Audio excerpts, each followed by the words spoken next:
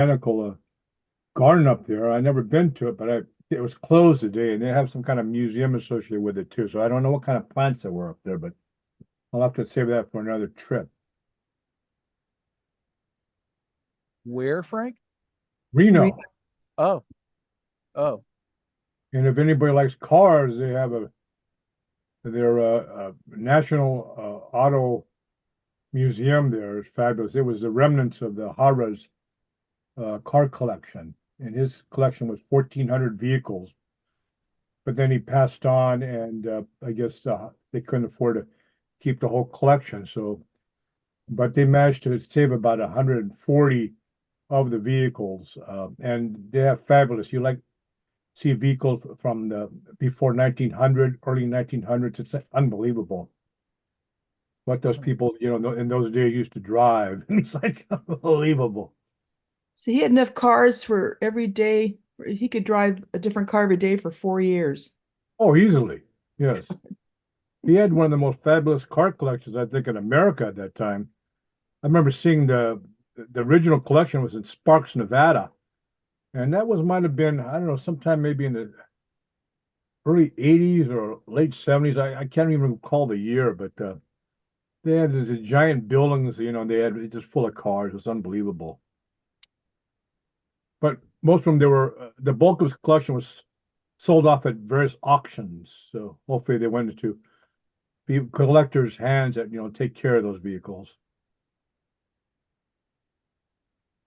And the size of those cars, and even quite expensive in those days. They had like 1912, I think, Rolls Royce, and it's a magnificent car, real long, and it's just incredible. And it was like about $10,000 versus like Model T or whatever it was like, which Henry Ford made available to the common man for about $450. So the scale of those things was, off the wall, man. It's just like we're having like the Bugatti, very expensive Bugatti cars, or sometimes they could cost $1 million or so. Only the very elite, well-off people can afford something like that.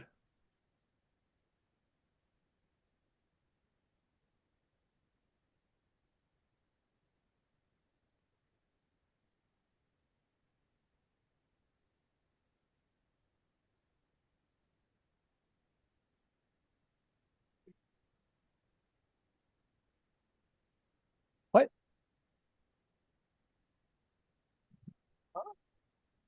Yeah, yeah, yeah. Got it. All right, all right. Yeah. So, so, so now, Terry, you are a co-host. Yes, I just let somebody in the room. All right. Okay. And another.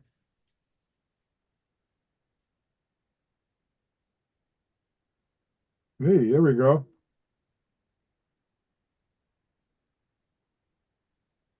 Oh, it looks so small. From my angle, it looks like twice that many people. Anyway, Hey, Fred, if Carol's there, would you say hi to her for me? yeah, but so far I don't think I've seen her walk into the room. Oh yeah, she's in the front row. Yeah.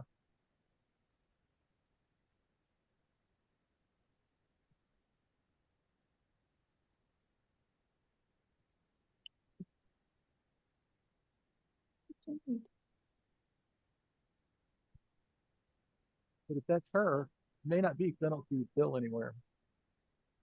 Is Brian Kimball in the house? Can you tell me where you are? Brian Kimball? And yeah, I think No, he's not here yet. we're counting on Brian for a few things tonight, but he's not actually here yet. I don't know what I think in addition to the show and tell, which is due what now? 6 minutes ago. I think we need him for a few other things, and I haven't talked to him today, and I don't. Yeah, I he don't. usually introduces Uh-huh. speaker. Sure. I think that he might. I think this speaker might even have been Brian's idea. Is that? Do you remember? I mean, Testing 1 2, testing, testing, 1 2 1 2, testing, testing, 1 2 1 2. as vice president I know that's one of his duties to line up the speakers, but I mean, I think this might be, I think Brian and Troy came up with this idea. Because Troy recently went to work for Matthew, or to work, with him, for him, with him, whatever. I think it's just a With small tonight's company. speaker? Yeah, the speaker, Mathew MCGrath, McGrath. McGrath. His landscape work, I guess it's really good. I don't know him. I'm just meeting him today. But I think he does some really nice work, and He's an artist. He started out as an artist before he became a landscaper. So Troy liked his work a lot, I think, and Troy wasn't maybe utilized enough, or wasn't able to. I don't know if he was appreciated enough at his former. Okay, everybody, situation. if you can take your seats, we're gonna get started here in a minute. And I think he loves working with Mathew, though. Really likes the stuff they do. So be fun to see their show tonight. There's Brian. Yeah. Good. You know.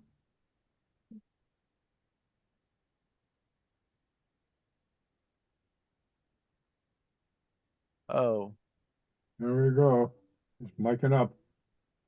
is it Layla? Is that correct pronunciation? Layla? I saw you in chat. Hello. Hi. Sorry. Hey. It's pronounced Leila. Leala. Okay. I'm just saying hi because I used to do a lot of landscape design build, and I saw your note there in chat. Yeah. Enjoy the presentation. Glad to I see. am very excited. Thank you. Glad you're here. Yeah. Are you here in the Bay Area? I'm actually in Northern California. I live in Davis and I grew up here in the area as well. So that's why I'm excited to learn something new about Bay Area landscape.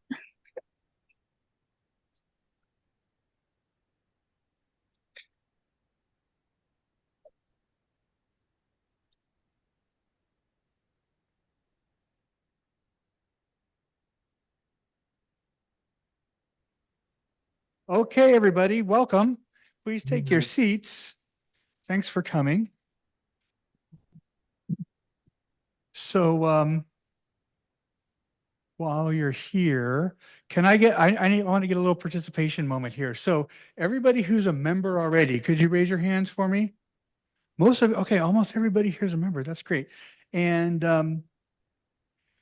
how many of you have been to not just our show and tell, but like another like field trip or like the thing at the Berkeley Botanical Gardens or the Ruth Bancroft Garden? How many have been to other things outside of? Okay, and we've talked about this before about potentially doing like something down south or something other places. One idea that came up this month was, and Melanie, I'm sorry I didn't get the picture ready to go, but about having some kind of like a potting day for a holiday themed activity that was succulent pumpkins, like a workshop. How many would everybody be interested in something like that if we did it either on a meeting night or on another weeknight or on a weekend? Maybe Fred, maybe people on the Zoom can chat can say if that would be interesting to them. So it'd be like, we'd bring pumpkins and hot glue and I don't know, Melanie, do you want to describe your concept more? Are you here? Do you want to come up and describe it more? So I don't want to. Where'd she go? No, they're like actual pumpkins. Melanie, do you want to do this or do you want me to do it? Okay, would we bring the pumpkins? Would we supply the pumpkin? We'd bring all the pieces. You pay something and we'd buy the plants ahead of time too, or what? Cuttings. Oh, okay. So yeah, so we'd figure that out. But so quick show of hands. Would people be interested in like a holiday pumpkin kind of workshop? I think we probably would have enough people to do it, but but maybe we could do it either on, so one possibility is we did it in the meeting, although I think we had a meeting already planned for next month. And then the other possibility is we could do it, we have a room rented on the second Tuesday, the little room in the corner there, which would hold like 20 people. And we could do it, people could even come in shifts and stay for an hour or two and then go. We could do it that way.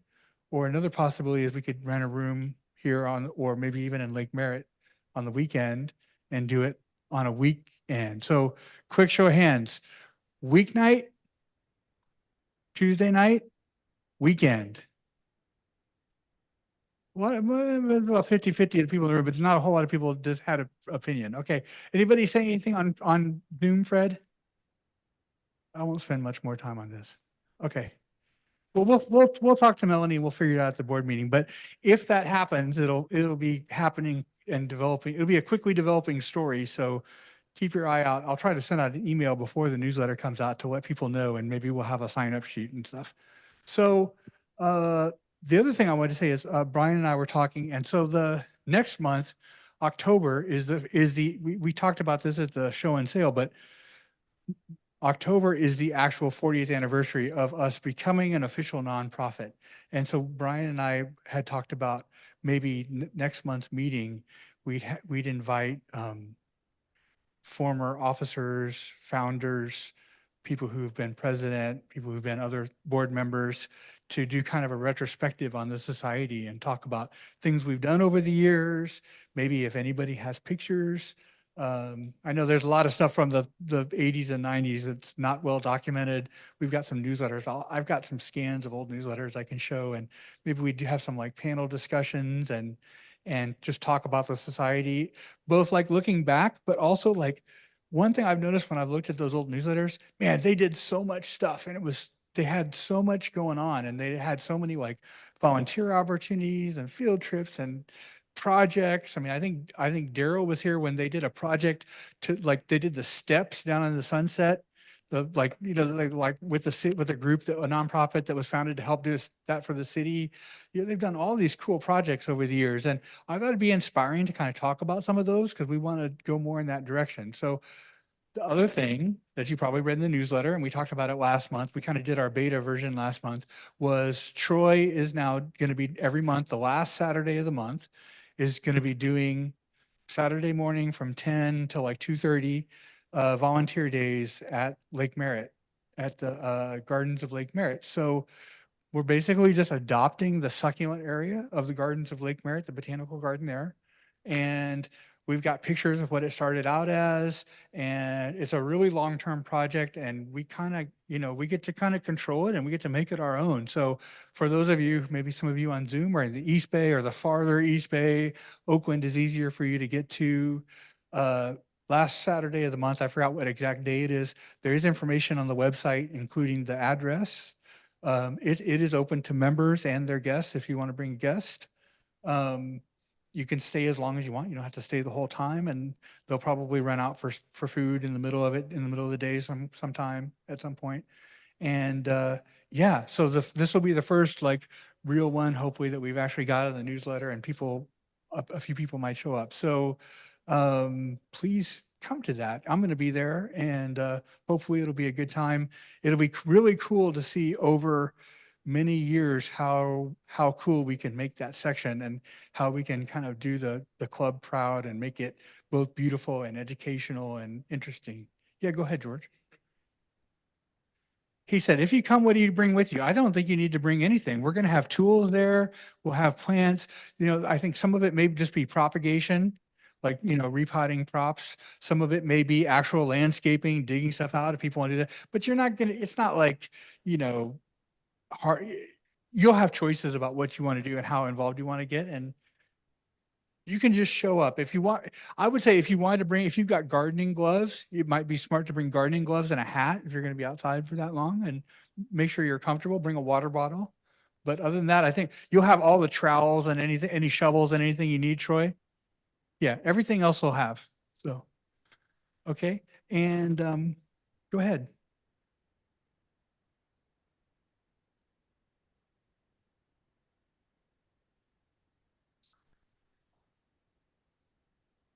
Well, that's a good question. The question was, is there any discussion on climate change and plant life? And I do think that some of the talks that we've had, but more even that the CSSA has had, have touched on that subject, but I don't know that anybody's done a presentation. So maybe we can just take that as advice to Brian, that if there was a speaker that had that kind of talk, we'd have interest in it. I'd certainly be interested in it. I think, I always wonder, is humanity going to have to start migrating things, manually because it's changing so fast? Who knows? But I can say that gardeners will be more and more important as things are harder and harder to keep alive in their natural places. Unfortunately, like that's the reality, right? Like if you can't stop it, like we'll be in charge of helping it. Let's see. So what else is going on? So we did the meeting next month. The Troy's thing.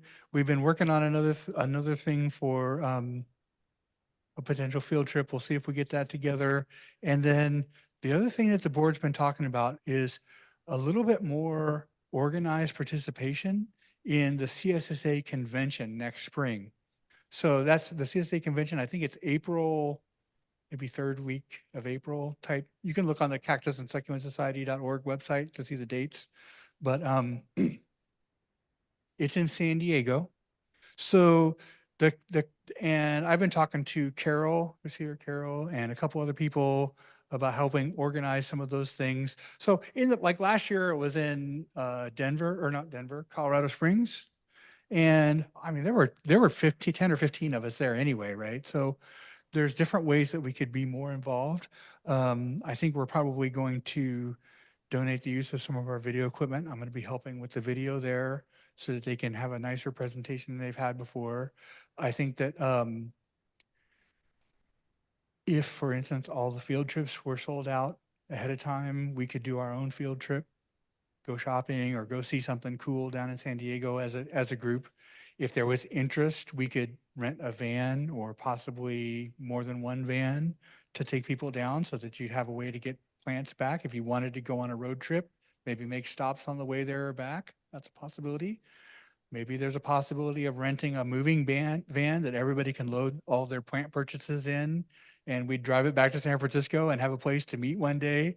You could still fly down there, but we'd pack, everybody could get a couple boxes worth of plants in the van and drive it home. I don't know, like there's all sorts of possibilities and we can kind of make what we want of it. So sometime in the next couple months, we'll probably have a committee meeting of people who think they're going anyway. You were there, right?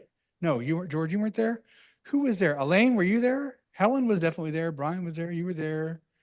Elaine, were you there? No. Tom, were you there? No. Why Alex was there? They're not here tonight, but there were at least 10 or 12 of them. Annie Wolf was there. A bunch of people were there. So I know we did have some interest in taking like a trip maybe to the Huntington or whatever, but San Diego is really like succulent heaven, even besides the Cactus and Succulent Convention, which will have speakers from all over the world. It's like 3 days of speakers and a banquet and an auction and a show and a sale, not a show, just a sale. Besides that, there's lots of places to go shopping and there's lots of stuff to see down there. So we basically have some kind of more organized participation. So I'll send out a message, and if you're interested in maybe helping pull that together or organizing it or just being, notified that it's happening, like sign up for it. And then Daryl, what was the count? 50 here in the room. Oh, And Fred, 42. 42 watching on Zoom. So wow, 92. That's great. Did you have an announcement? Oh, great. So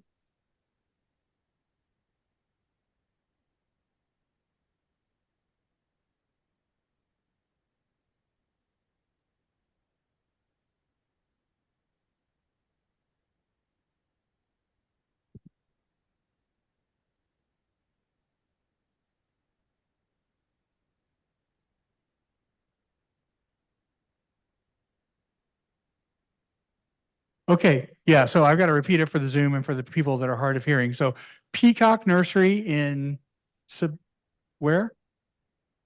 Sebastopol. You have to make a reservation. They're having a sale, 20% off. of everything, but you have to make a reservation. Parking is very limited. That's why you have to make, and when is it? What's the dates? So Saturday till the end of the month.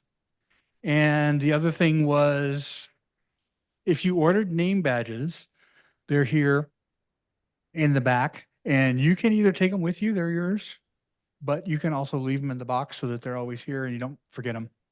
All right. And so with that, let's go ahead and, oh, any other announcements? Carl, did you have a meeting coming up, or anybody else? Do it the microphone so everybody can hear. This Thursday, we're having a guest speaker via Zoom from Brazil. Bromeliad Society, Thursday, this building, 7 or 7:30. Rec room. We'll be here. The speaker will be remote. And they'll have plant giveaways and other stuff. So is that open to, how do they find out about that if they're not a member? Just show up next Thursday at 7 p.m. in the rec room. They're chill. All right. All right. Yeah. Yeah. If you're single, wear a hat. I don't know. Or to let people know you're single. I don't know. Okay. What about Cal Hort? Yeah. Does Cal Hort have any? I was just thinking of you when you raised your hand here. You guys were talking about climate change, and last night we just had a meeting about from UC Davis. Emily Griswold had spoke about climate change and what they're doing at UC Davis and how it interacts with home gardening, and also a lot of resources to check out world problems. And it'll be on YouTube probably in about a week. And Ellen, for people who don't know you, this is Ellen Frank. Is that right? Is your last name? And she's are you the vice president of Cal Hort, or she's a board member of Cal Hort, a key player in their meetings and making them happen.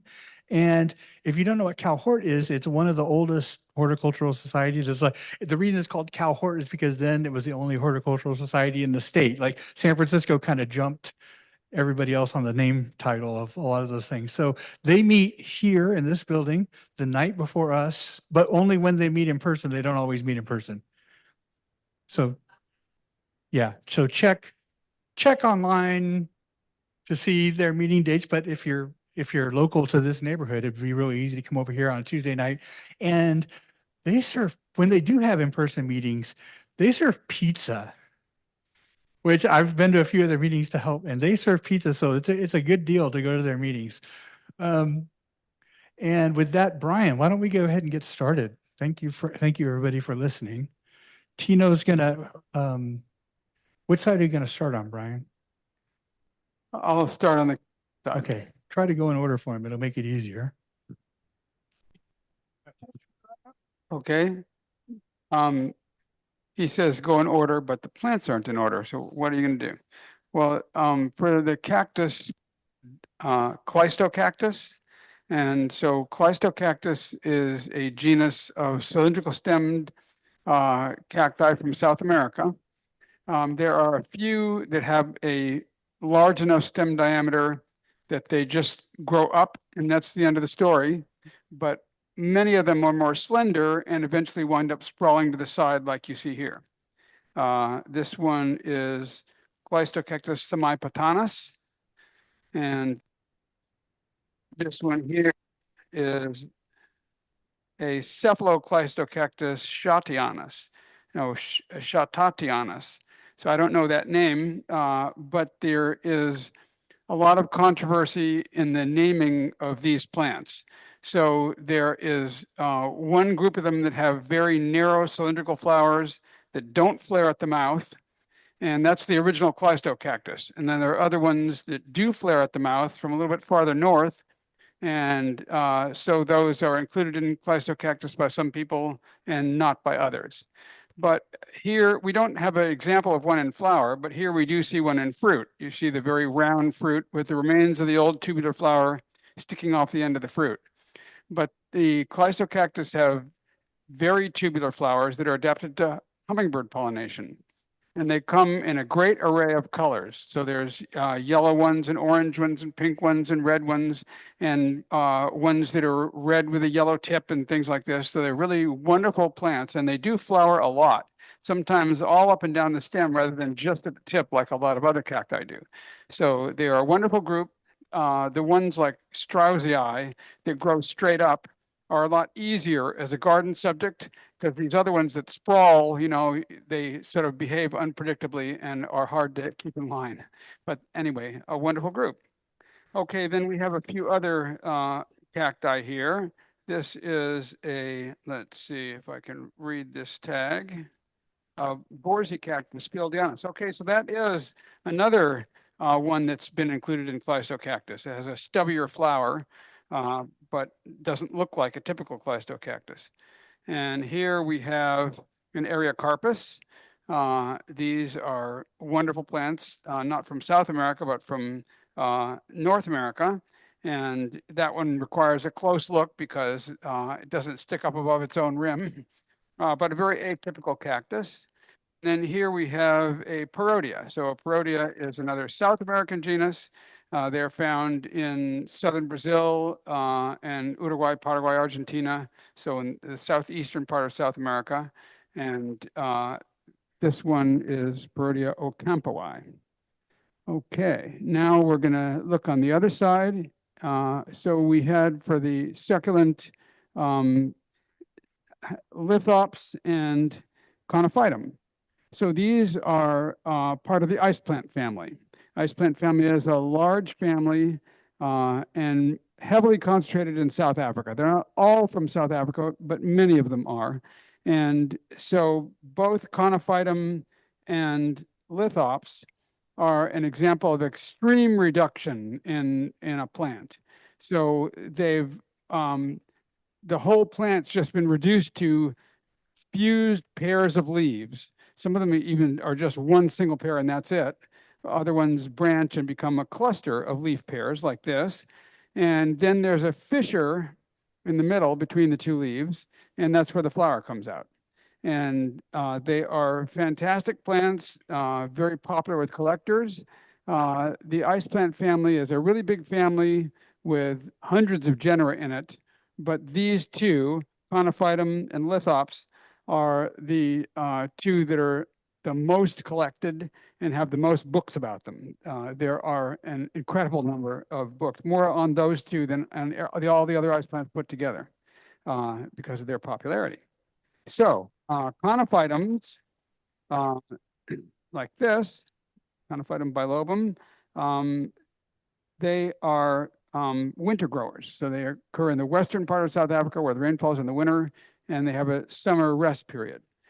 Lithops are mostly the opposite, growing in the summertime and resting in the winter. There are some populations that straddle that line, but for the most part, it's the way they work. And the conophytums and lithops both tend to bloom in the fall. So this would be at the beginning of their growing season if they're a conophytum, and at the end of their growing season if they're a lithops.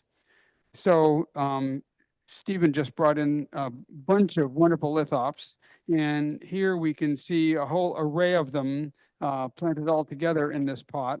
And you can see that the leaf tips are flattened and right against the soil. They're kind of hunkered down in the soil with just the windows exposed so that the sunlight can go through the window and get to the rest of the leaf from the inside. And they have an amazing array of different patterns and colors, and a lot of them have been bred to bring out these colors, to be extra red or have extra strong lines or whatnot. So they're just amazing plants and really close-up plants because they're hard to see in habitat because they hide amongst the stones where they occur and are quite cryptic unless the flowers are out, and then they give themselves away. So that's two wonderful groups of mesems. And then we have a few imposters here, Crassula falcata. So this is the Crassula is the type genus of the Crassulaceae. That's the family that has in it the echeverias and dudleas and sedums and so forth. And this is one of the larger crassulas. It can get to be a couple feet tall and famous for its brilliant red flowers, as you see here. And this one here is a Haworthia trudoriorum, and it's one of the retuse Haworthias. The retuse Haworthias, just like the lithops, have a flattened, polished end of the leaf that's a window, and the light comes in through that window to get to the rest of the leaf. So it's a good example of convergent evolution. That same idea has been taken up in the ice plant family with the lithops, and in the asphodel family with the Haworthia.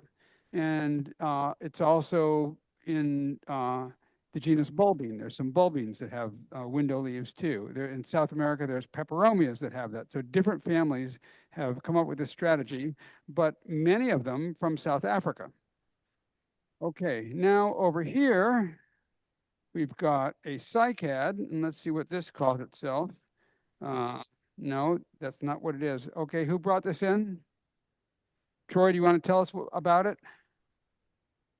Dioon spinulosum. Okay, so Dioon is a genus of cycads, mostly from Mexico, and the tallest of them all is Dioon spinulosum. So it's as tall as a telephone pole, and a spectacular plant in habitat. It grows in a very tropical area near the border between Veracruz and Oaxaca, and you have to see it to believe it. It's so tall and majestic. Okay, and how about the other one, Troy? Zamia angustifolia. Angustifolia meaning narrow leaf, and you can see the leaflets are really narrow. So I don't know anything about it, but you can see the new leaf that's just come out is bronze colored, and then the older leaves are green. And a lot of cycads do that, change the leaf color as they go. Okay, well, that's low down and dirty on our plant table. And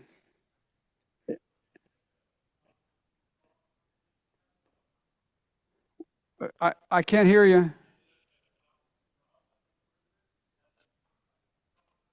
Oh, yes, he's pointing out conophytums in that pot there, yeah. Okay.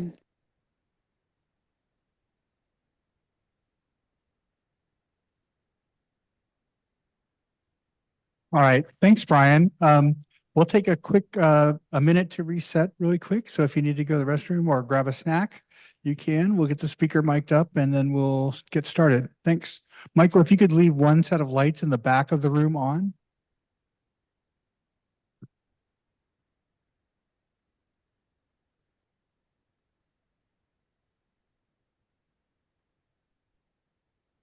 So two, John.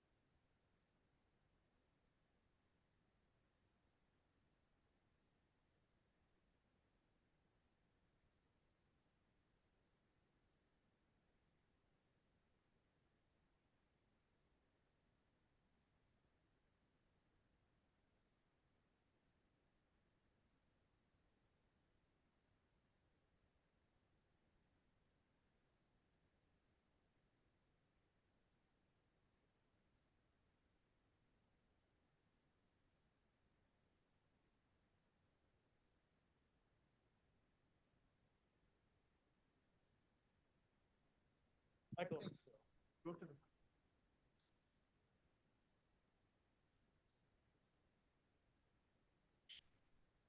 I'll let you do the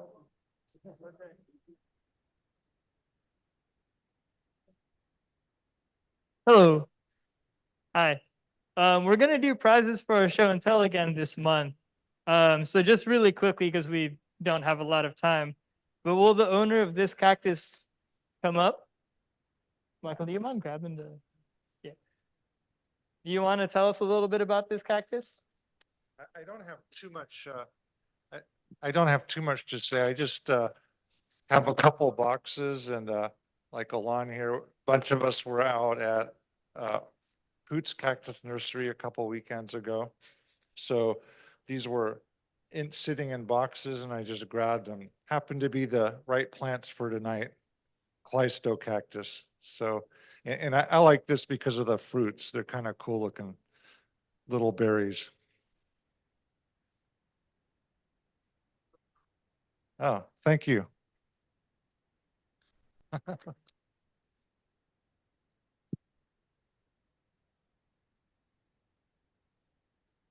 And is Troy around?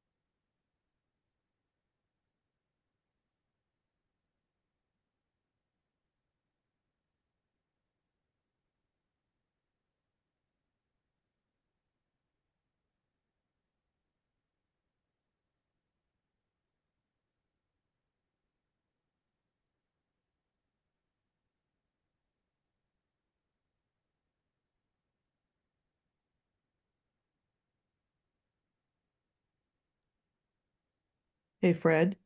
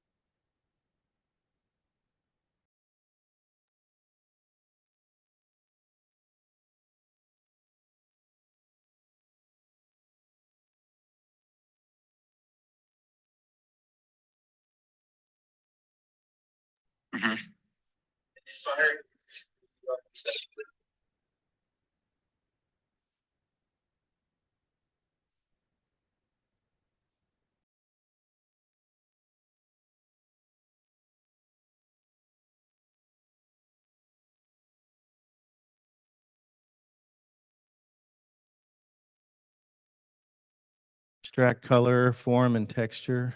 This is a home garden I had in Kensington for 15 years. And I built it up just a lot of trial and error and experimentation. We had deer constantly. So everything was deer proof, drought tolerant. And I learned a lot in this garden. I met Brian probably, 20 years ago at one of his aloe talks at the Bancroft, and we exchanged numbers, and he came over and visited me in San Francisco. I lived in the Panhandle. I had a small garden, and I was growing succulents on my roof. So I lived in a flat, and I had to climb like a huge ladder to the roof with plants under my arm. And I remember he took a look at it and was just like, why do you only have one cutting per gallon? That's going to take forever to fill out. But he gave me an Echeveria glavoides, and I never forgot that. Brian also invited me out to the Herman Schwartz Garden in Bolinas, which I feel lucky that I got to see it, because it was amazing when it was still, together. I spent the day with him, and he filled my car with cuttings, and I always returned to the Bancroft and volunteered and learned from Brian. So I'm very grateful for how generous he's been, helping me get into succulents, specifically agaves, aloes. So this is our garden. It's probably 2020, 2021. Just lots of depth and layers. I don't really follow any rules. I like to say I design intuitively. So I just put things where I think they're going to work. And a lot of times I'll step back and sort of be amazed at what it looks like. And I didn't really think about how it would get that way. We collect bulbs and grow a lot of bulbs. And that's how we're selling some of them in the back of the room. That's a beautiful gladiolus. So, yeah, so that's Kensington. We've recently moved to a new place, which I'm going to close the talk with. So, yeah, Echium Wild Pretty Eyes. So cool. Terrible soil. I handed this garden off to my friend David. He's now gardening there and lives there, and he's taken everything out and redone it, and it's amazing.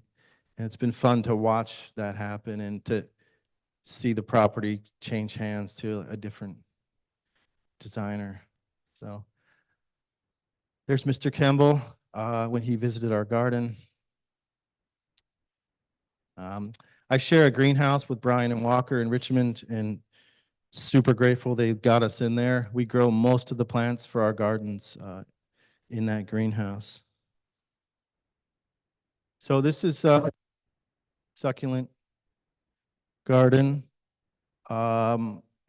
Before Berkeley Hills, that was all ivy, like 2 feet deep of horrible ivy, and no irrigation because it's all paved in. So we planted all of our favorite agaves, Yucca rostrata, and those bulbine went in as 4-inch. So that's like 2 years on, maybe a year and a half. The bulbine took off super fast and bloomed really heavy. Really cool house. And it filled in beautifully. Deer would tromp through there. They kind of left all that alone. They do eat aeoniums, but avatifolia. I want to mention John Ferry. So I grew up in Houston, Texas, and I used to go back to visit my parents when I got into gardening and horticulture. And I met John Ferry at Peckerwood Garden, which is now the John Ferry Garden.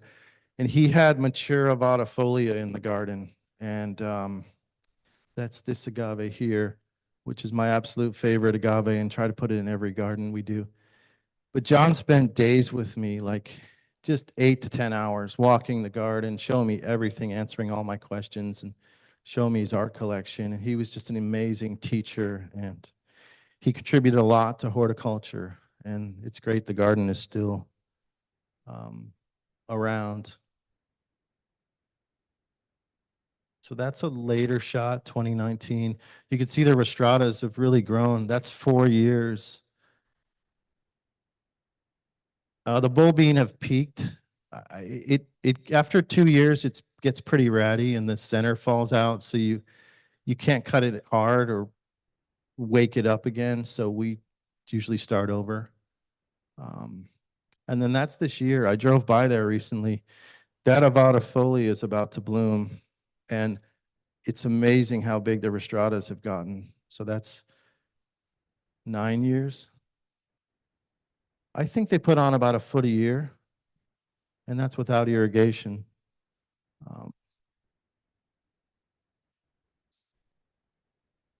That's a agave blue glow inflorescence. Yeah, with plantlets at the top. So this is a fun succulent lawn transformation we did. Berkeley Hills up in the fire zone. Terrible soil, deer, gophers. Took the lawn out. That's just planted. So I want to show the evolution of landscaped gardens. So I'm going to try to show our process and sort of the growth rates of these plants. This garden does have drip irrigation, and we amended the soil pretty heavily with compost. So that's just planted, nice gold crushed gravel, which I like a lot. And then 4 years later, it was a really beautiful garden, really filled in fast. A lot of times the house sells and the new homeowner doesn't think it's important to keep the gardener around, and that happened in this case. And so we lost it for a few years, but then the next homeowner contacted us and had us come in, and we work there currently, and we've kind of refreshed it. That agave Arizona Star bloomed when I wasn't around. I missed it, but these cotyledon are really great. Deer, leave them alone. They're poisonous. Yucca Bright Star, avatifolia, probably Vanzy, Hesperaloe. It's really pretty. This Leucadendron Safari Sunset, 3 to 4 years and they die for us. They just don't live long. They hit phosphorus most likely and die. I love the Washingtonia back here in the neighbor's yard.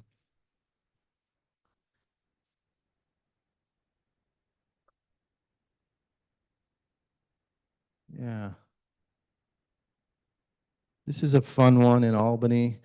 You can see that hasn't been updated since the 70s probably. Junipers, camellias, and a lawn. Really nice people, and they just really wanted us to modernize it. So that's 2016 to 2020.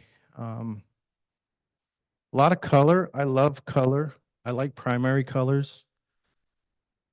So pink, yellow, blue, strong greens, reds. I just really like color, and I don't think too much about how things are going to look, but I'm quite happy with how they turned out.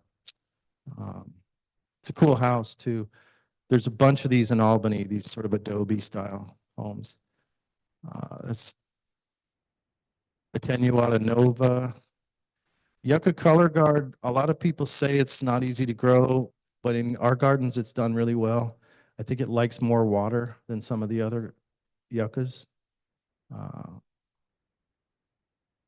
So I love the relationship with color guard and Aeonium sunburst. The blue with the cistanth, the Anaxanthus are great, and leucodendrons. So these are drought resistant, drought tolerant gardens, but we water them quite a bit. We do drip irrigation, and we spoil these gardens. And I always kind of educate homeowners, we're not going to turn the water off. Ideally, we want to really push it along and get it to show up like this and perform well.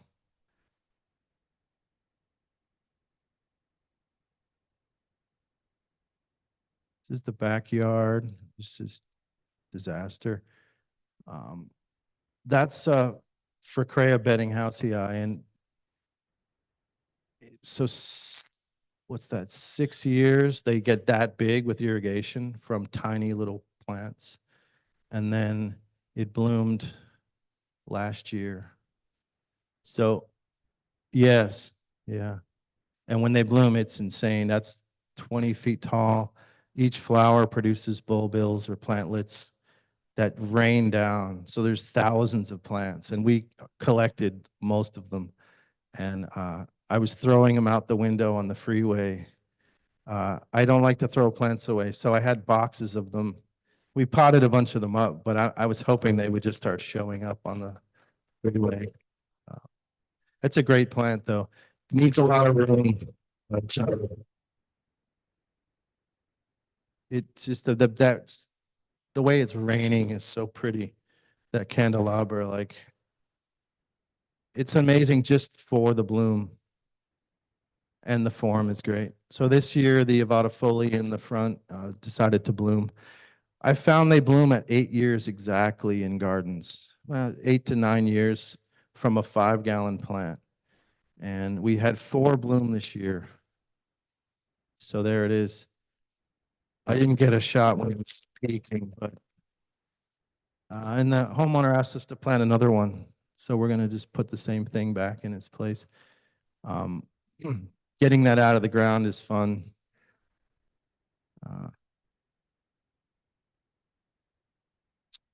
So this is a cool one up in the Oakland Hills by the temple.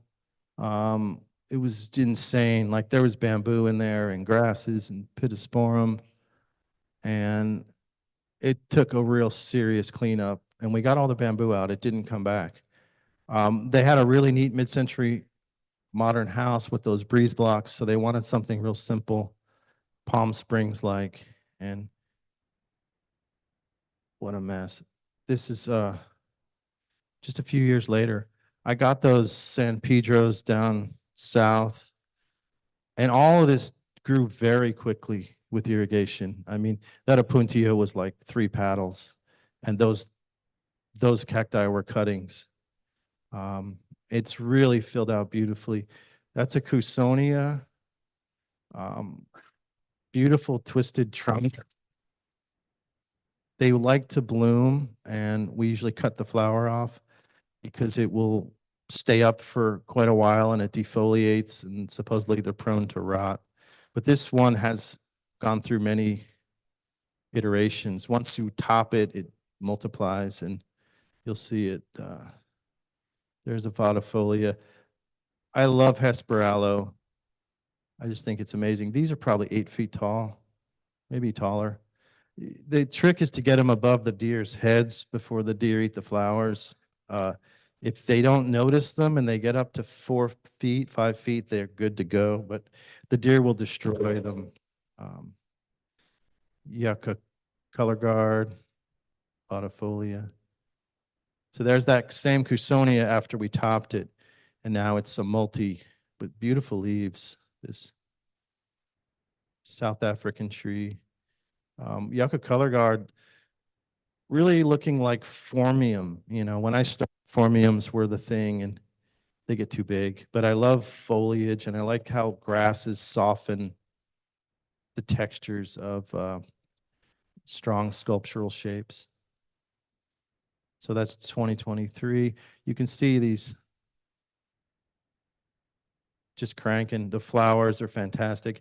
These have fallen over in the wind. The wind comes howling over the rooftop, and these two have fallen, and we just stake them up with poles, and they've reattached just fine. This Apunti is insane.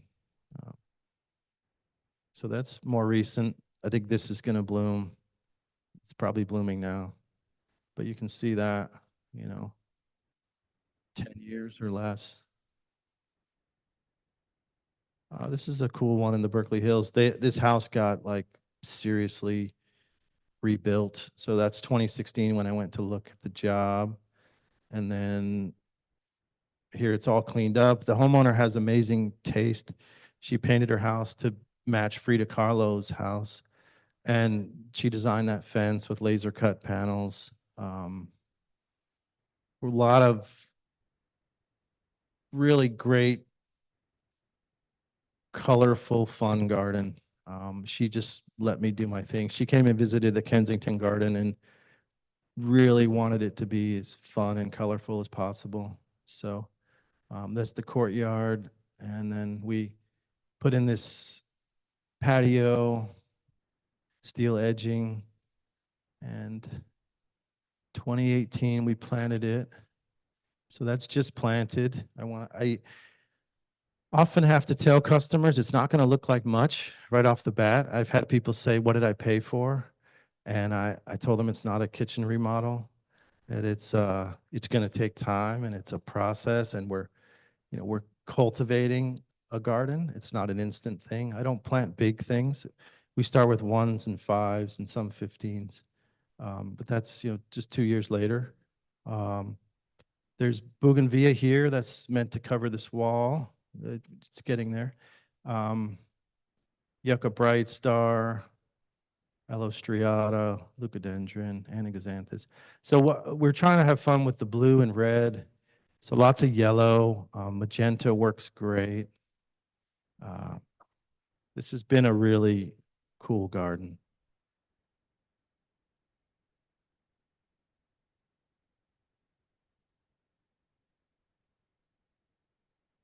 And fortunately, the deer are fenced off.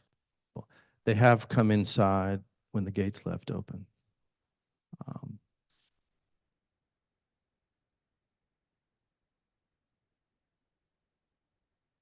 So that's the backyard. These are airplane wings. The whole house is insanely custom and beautiful. Every detail inside has just been thought out.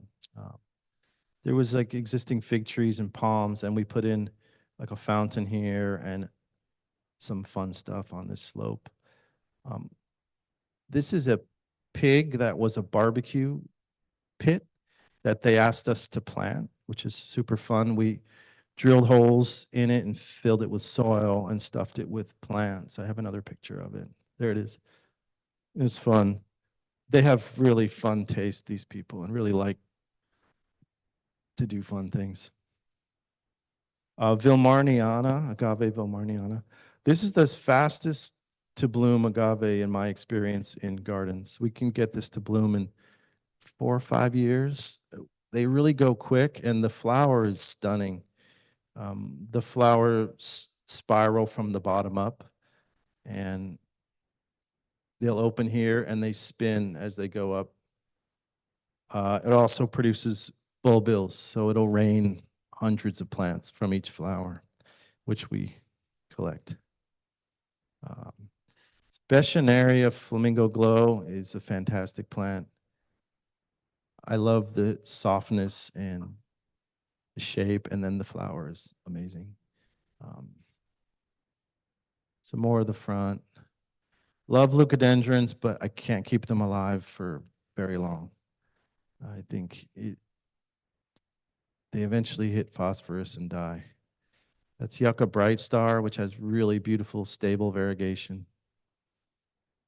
Vatifolia. This is Alstroemeria Indian Summer. This is an amazing plant. Almost black foliage, beautiful flowers, and it blooms all year. This is Aloe wrightsii, which the customer actually had in a pot, and it's a beautiful specimen. Roses that were here, they work really well though. This is a fun one. This is 2013. We planted this out. That's before we got there. That was all like Home Depot staging, but we put an agave americana in the center of the yard, and I almost regretted it, but it just reached about 10 feet wide from the driveway to the pathway to the sidewalk and wasn't really in the way. And then it bloomed, so we were able to rethink that decision, but it was pretty dramatic. I mean, look at that. I don't plant agave americana often, and that was probably, I got lucky. It was amazing. The flower was, as you can see, like way up over the house. Troy Stevens texted me and said, it's about to bloom, and I couldn't believe it. And so we documented it. It's just, you can see how it's relaxing, that it's pushing all the energy into the flowers, and the plants just, it's awesome. I tried to convince the client to leave it up, but he was worried it would fall on a car. So we took it down probably soon after that. I had been told they'll stand for a very long time with no real risk of falling over. But I mean, that's amazing. This is a cool one in Oakland. We do a lot of little tiny residential yards with, you know, interesting exposure. And I'm always trying to be as creative as possible. So that's before, of course, the nice lawn and boxwoods and the maple. But this is fun. This is Acacia bormanii, Agonis flexuosa. This is a cordyline, cotyledons. So this avatifolia here ended up getting shaded out by the acacia, and it turned into a really interesting, you know, shape. I've learned agaves and yuccas will grow in shade, like pretty deep shade, and they just open up and relax. They don't really care about being out in hot blazing sun. So it was kind of fun as it filled out to see the way the shape changed. It's much more open than normal, but really cool leucadendrons, lots of texture, color. I'm always thinking about root competition when there's trees nearby, and agave, yuccas, beschnerias, cordylines are so easy under trees and near trees. I mean, they'll grow anywhere you put them. That's fun. That's a really good example of how unique the shape is in the shade. And that thing's probably blooming right now. It was bound to be blooming. I haven't been by there in a while. I've found that putting beschneria in the shade, it's not going to bloom as quickly as it will in the sun. So you can keep the solitary rosette, which is kind of nice.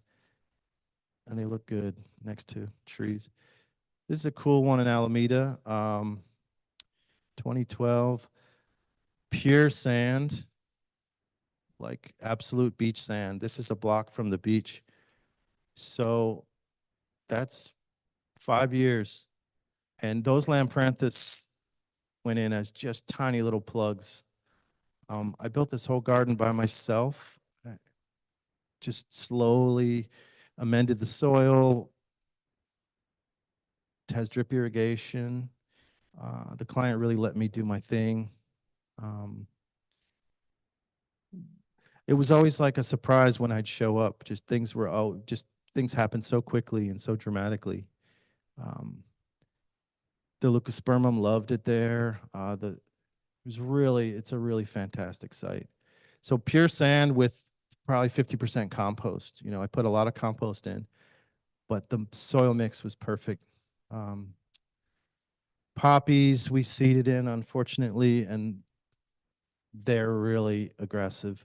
They're beautiful, but they will compete with the plants around them, and then they get mildew. This is Vilmarniana, and you could see the flower spiraling up. That was the first one to go. These are avadifolias here.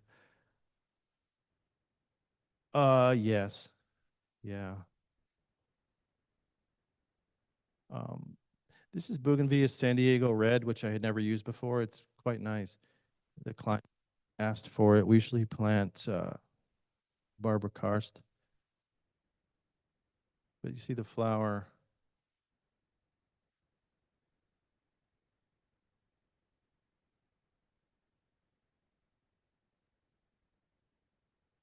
I like pink and blue. I think that's just perfect. This is getting ready to bloom. I've noticed you can count these rings almost like annual tree rings, and it's like 1, 2, 3, 4, 5, 6, about 8. 8 years, and it's ready to bloom. Probably 10 years in a drier environment. So there it is. That was my first avadifolia to bloom, and I was really excited about it. We sent some pollen to Jeremy Spath to do hybrids with, but that was a big deal for me because I'm pretty into that plant, and this is yeah.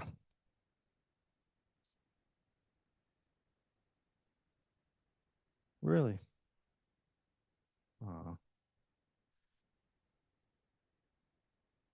This is a cool one in Piedmont. It's always interesting what you inherit, and I'm big on like trying to encourage people to let me start over, you know, and so we pulled everything out of these beds, and it's a really beautiful garden. Again, there's layers of texture, color, a lot of foliage color.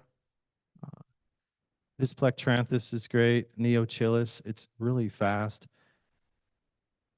Aloe Johnson's hybrid is a really nice one. Cordyline, Hesperaloe. These leucodendrons have done very well. This maple was there, unfortunately, but we finally got rid of it. That's a nice shot.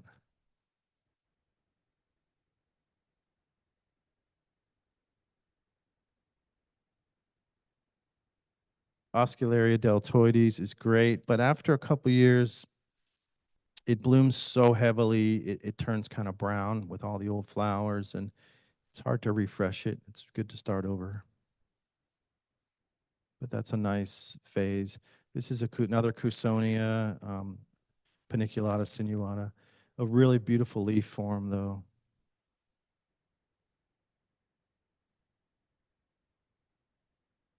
So he's got this living room window that just looked right out at the neighbor's lattice fence, and we put a living wall on it. And this has been quite a fun experiment. So these are pockets, felt pockets, filled with good planting medium. 2017, drip irrigation, pretty labor intensive, setting all that up. That's it filling in. And then 2020, it's just totally full. A lot of aeoniums, different perennials. It's part shade. It's like a weird sun window, but it was very fun. These walls are very water intensive though. Like the pockets will dry out in a day. So you really, to keep it looking that good, you got to water the heck out of it. But they don't mind. That's maintenance. So we get on a ladder and just, strip everything, clean it up, stick cuttings back in.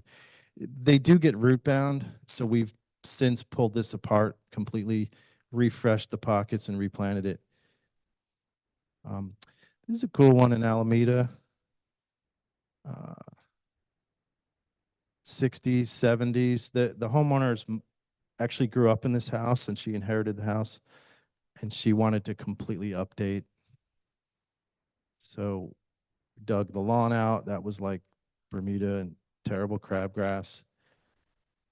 They painted the house. We built this fence. So it was their idea to put this little trail through so school kids could kind of like meander through the garden instead of take the corner, which I thought was so cool. So we did that and planted it so you could kind of lost in the garden. So that's just planted. Doesn't look like much. That's a nice Coosonia. And that's just getting growing with lighting.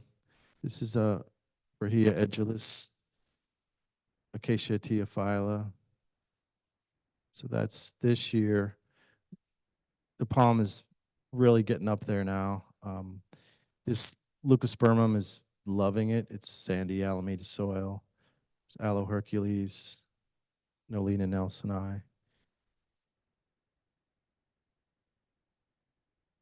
There's a lot in this garden. Like all these shapes eventually are going to be monsters. I think it's going to be really interesting in another couple years, but it's already really quite nice. This Hercules is growing very quickly. So that's the Coosonia paniculata. It's a very nice puya, the lime tree. Yeah, I love proteas and have a hard time keeping them alive, but that one is just super happy. And we cut it back away from the sidewalk and it fills in beautifully. This is a really nice restio. A lot of texture. That's a drone shot.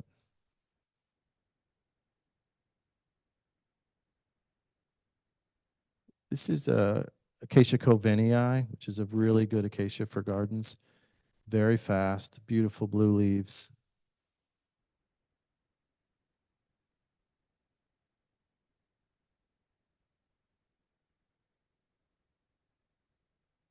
This is a good garden in Oakland, mid-century house, amazing house. That's an actual Herman Miller Ames lounge chair that people ask about. Took the junipers out, which was a lot of fun. And the house is beautiful. So we tried to do like something really simple and strong. So it's rows of Dasylirion, Nolina, San Pedro.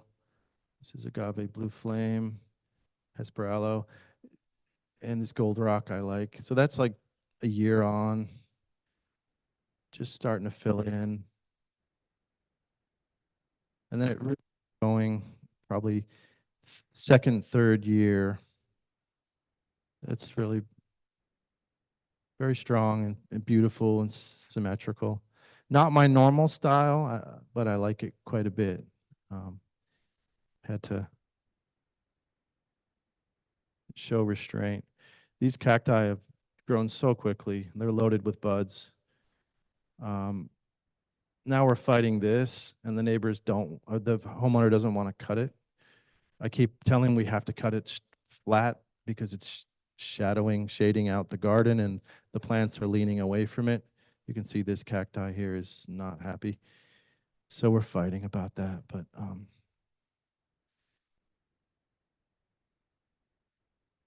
Nolina nelsoni is a great plant. This is a fantastic plant. You can see the blue flame. Those were 3 plants. Now it's a huge colony. San Pedro. These Dazzlerian are fantastic. I like the way it plays off of the Hesperaloe. This is Bechinaria Flamingo Glow. This is going to be in the Ruth Bancroft book they have out about dry gardens. They got some great photos of it.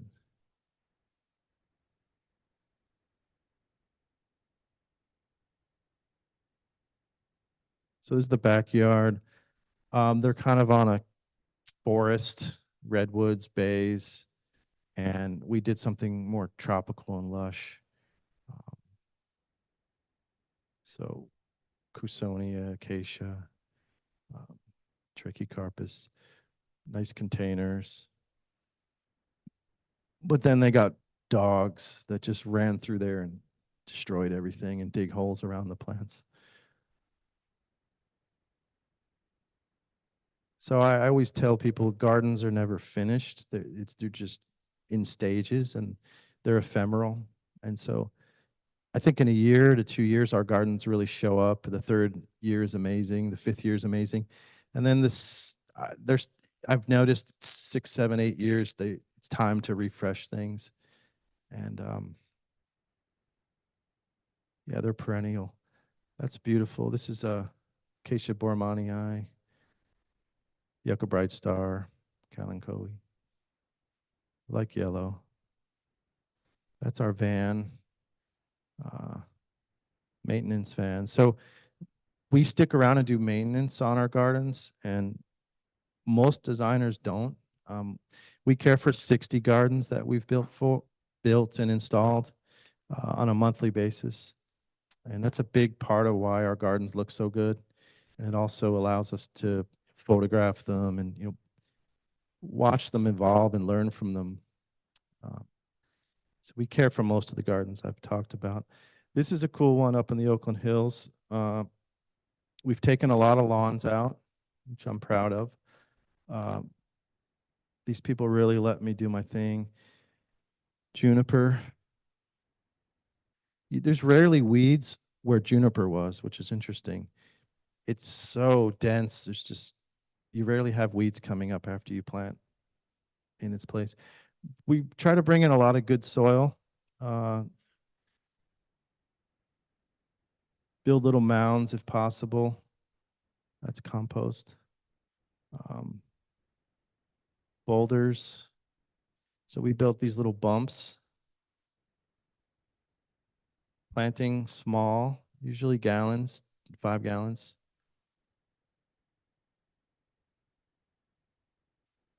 We have a jackhammer, which helps for digging. Irrigation sleeves under all the pathways. So we go back. So that's just a year on from planting. Let's see. Yeah, this is 2019. And a year later, I mean, you can see how quickly the perennials show up with fertilizer and a good amount of water.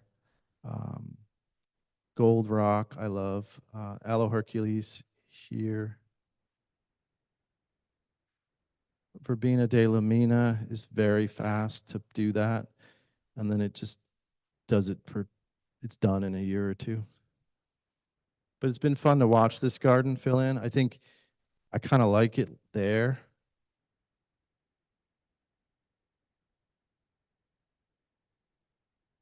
That was on one of the smoke days. It's like a nice haze.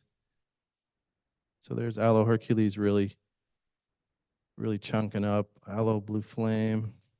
But you can see like the perennials are kind of gone now. You know, they come and go. And so I always think about like what's going to fill the space immediately and then to buy us time for the bigger pieces to start showing up. And then we end up updating the perennials. Here's the Anaxanthus. This is like end of the summer, like pretty tired and dry, but this is a Calamagrostis Carl Forster. It's a really great grass.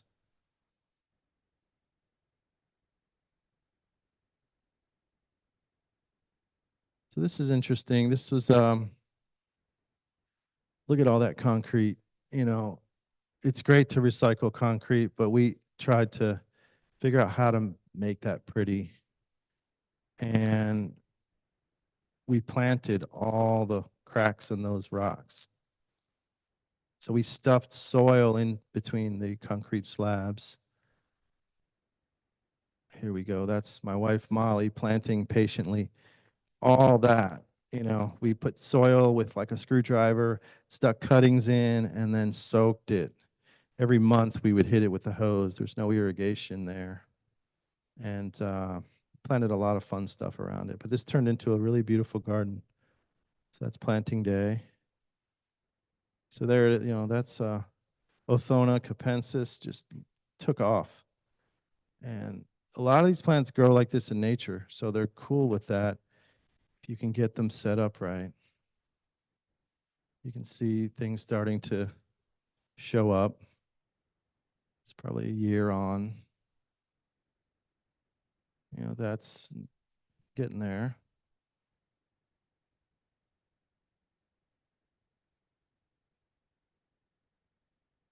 That's a couple years. That's pretty. You know, and that's really fantastic. So that's 3-4 years. Senecio skyscraper is a great plant, straight up. Aeoniums, of course. These are agave blue flame, attenuata. Cordylines we use a lot of. Lamandra. Fun colors. You know, this Lampranthus really blooms heavy.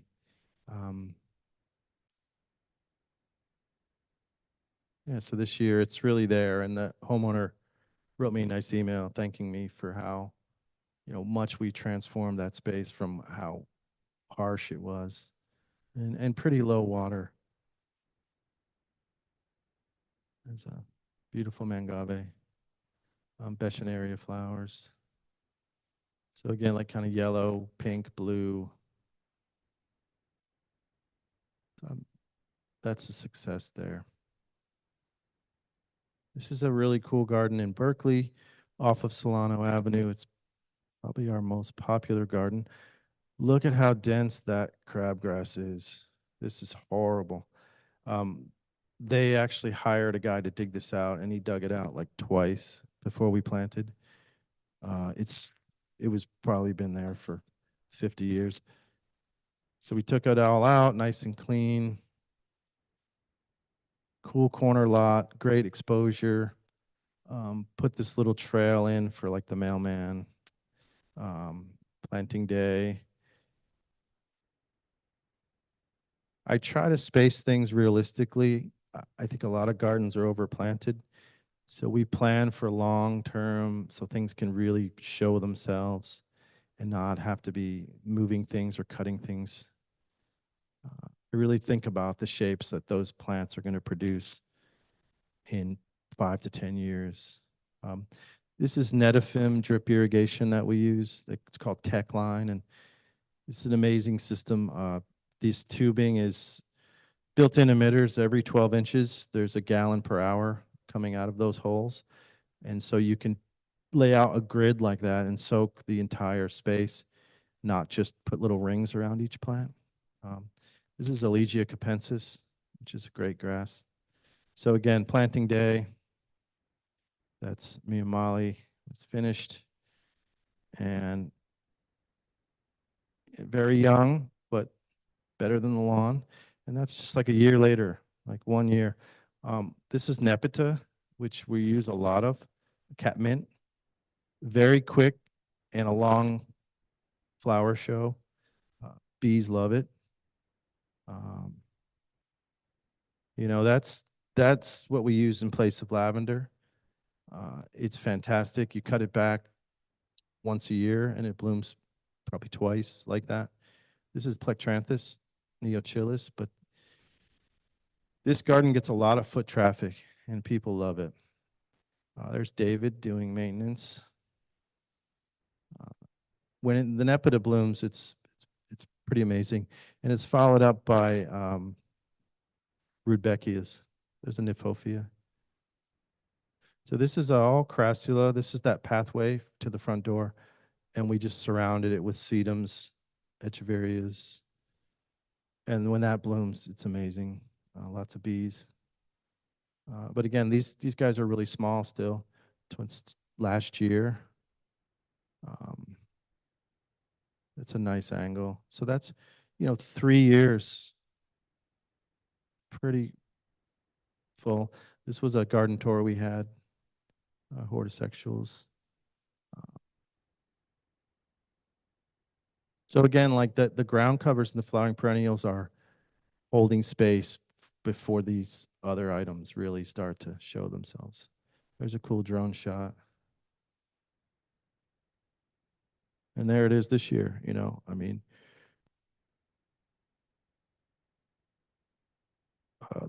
follow the Nepeta. So the Nepeta blooms in May, and these come in June, July. And then there's a helianthus down here. This is Japanese bloodgrass, and this is very wet here. This is like a natural bog. There's like drainage that comes out to here. So we planted a lot of plants that grow in heavy, muddy soil. Maintenance. That's Troy and David. Monthly maintenance is super important. Skilled maintenance keeps your garden happy, and it's a big part of our formula. So there's the Rudbeckias, the Nepeta's down, agaves are getting big. It's an olive tree. This Elegia is a beautiful plant, just straight up to probably 7 feet. I try to go low to high, so we start out with lower things, and I usually put height towards the back of the house.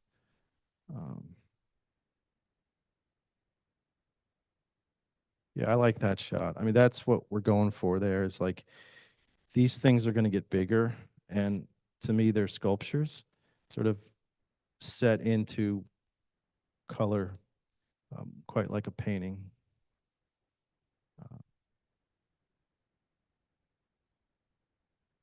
There's the team.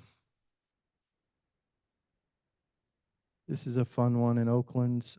Before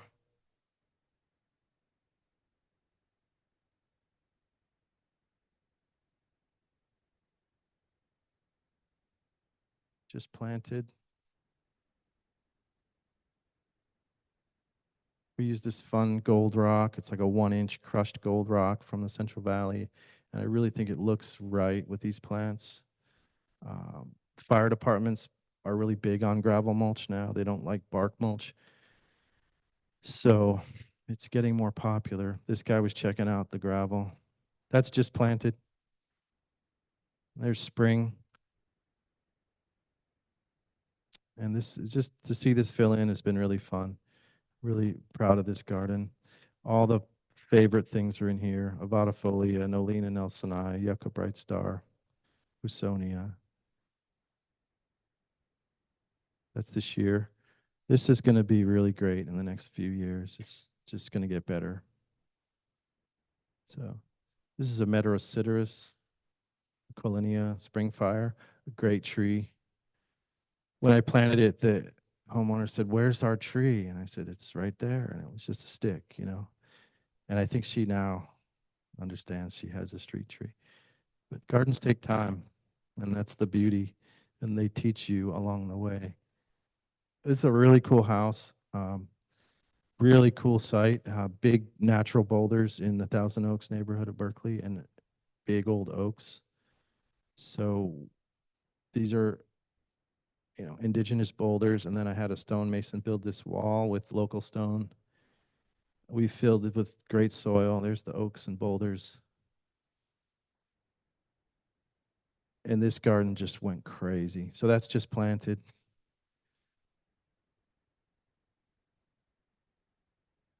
Yes. Yeah, just down the street. So just kind of showing up, and then 2-3 years on, it just exploded. Like that's last year. This Alstroemeria Indian summer is amazing. Here's Eucalymus, sparkling burgundy. That's a fantastic bulb. Mangave, the Oniums. There's a row of Hesperallos here. It's a really fun, free garden, and you come up the stairs and sort of you're faced with that, and then you go up further towards the front door, and the perspective changes like that. Really proud of this garden.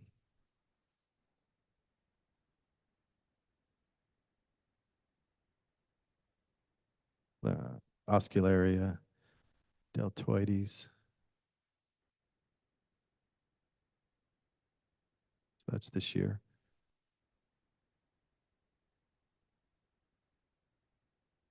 And then we put in a living roof. These are sedum trays from Oregon that they ordered for us, and there they are, all planted out. And we put them on the roof of the garage, and it's been really fun. But they go dormant in the winter because they're from Oregon, and the homeowner ordered, a winter dormant sedum. So we put Angelina on top of it, and so this is sort of, we've got now evergreen sedum on top of it. So this is my home garden, the last one. I'm almost done. So we bought this house 3 years ago in Rodeo, which is up by Hercules, and that's what we had. And when I looked at the place, I was like, oh, yeah, this is perfect. And is that beautiful? We took the lawn out, took the walls out, built new retaining walls, and created like a big berm in the front, brought in a lot of soil. We have great bay views, and we get constant like bay current. So there's like always airflow over the garden. We're up on a hill, so it's not too cold. So we built these nice walls, a lot of good soil, and planted all of our favorite plants. So really proud of this garden. The Washingtonia did come out after some debate. So that's it planted. That's the first spring.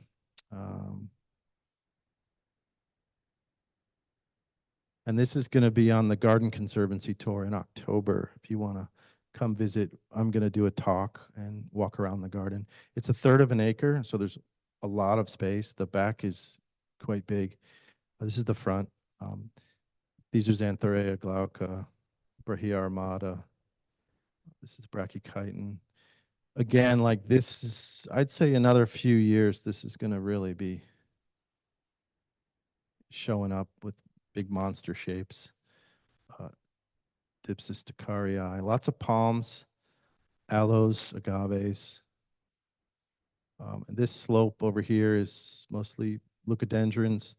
It's dry, there's no irrigation here, but plenty of agaves, aloes, puyas. Yeah, this section is not irrigated. I have a sprinkler on it like once a month, but it's bone dry right now, and everything's growing beautifully. Surprisingly, the rest of the garden is drip irrigated. So this is just a few days ago. Beautiful sunset.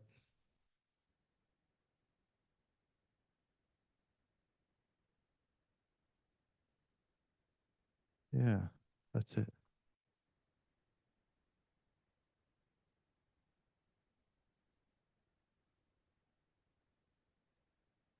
Any questions?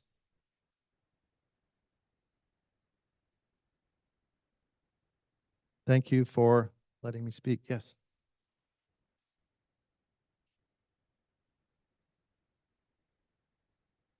Yes, the pink one. Matt, Pinkish red. could you repeat the question for the people on Oh, Zoom? yeah. She asked about the red strapped plant in most of the slides. It's in a lot of our gardens. Cordyline electric pink, probably. There's a bunch of names, but it's a Fantastic cordyline. Will become a 15-foot tree.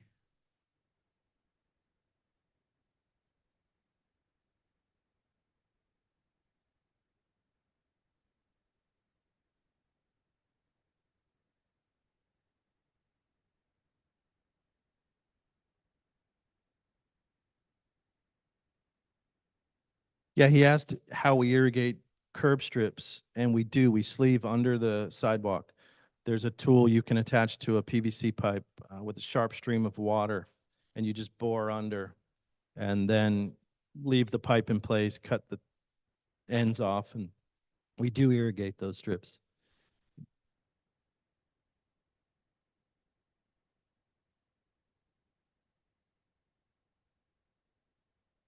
Gophers, yes. We planted in baskets for many years, and the plants hate the baskets. The baskets are worthless in my experience. Trappers is the only way to do it now. We have trappers in all the neighborhoods we work in that I put in touch with the client. And I always warn clients as soon as I meet them, we have gophers, we're going to have trappers. If you're going to spend money on the garden, there's no way to prevent gopher damage. We planted an entire garden in Pleasant Hill with baskets, which was labor intensive and expensive, and the gophers went right through the baskets and then come over the top. So the only way is trapping. And I have gophers at home and I trap, but I have a few trappers that do a good job. I've been told they're territorial, and if you catch one, it takes some time for the others to move in. The main problem with gophers is the tunneling prevents, it creates too much drainage. So water just drains away from the plants. Even if they're not eating the plants, things can dry out. Yeah.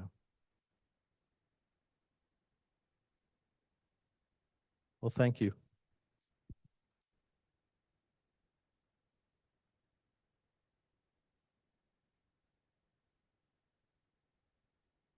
Thank you so much, Matt. And just our reminder for everybody, we always need help.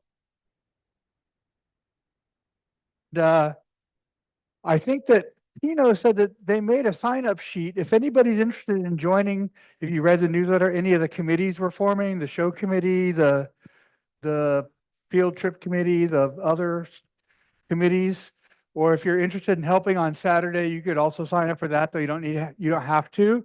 Talk to Tino. He's got Michael has it. I'm sorry. It'll be back at the membership table. How about that?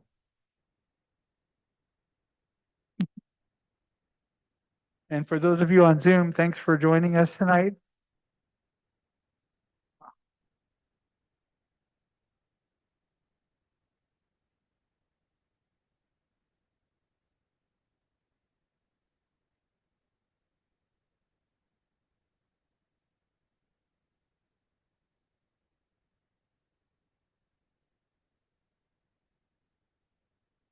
I wanted to see this one. This was really cool.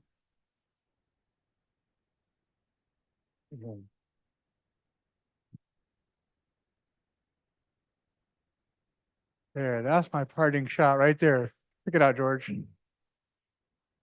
it out. That's my parting shot here for the night, right? Oops, I bumped it. What a beauty.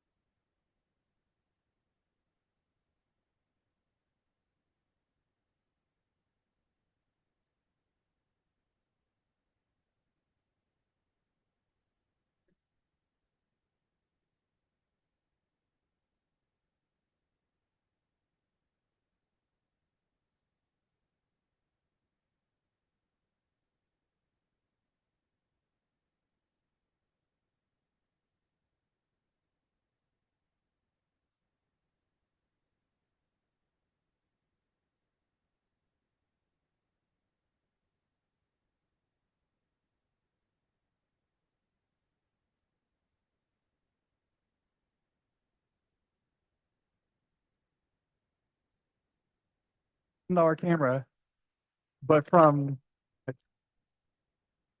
for another $300 for the lens. Yeah, yeah.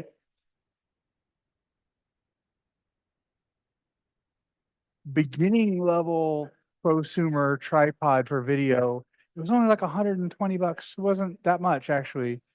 So the tripod, and it's made for video. So if you feel it, if you set it right, it's got a nice smooth action. Tino's still learning, so he had it set too tight, so he was like the whole time, but you got to have a real smooth touch and just move it real slow, and you can, I mean, this camera, this is like like when they first came out with like the digital film cameras, first generation that was actually good enough to do it, but it doesn't have 4K, it doesn't have the fancy like super low light capability no, because we don't need 4K, we are only doing 1080 anyway, so. It's just what they have on eBay. They have them all over on eBay.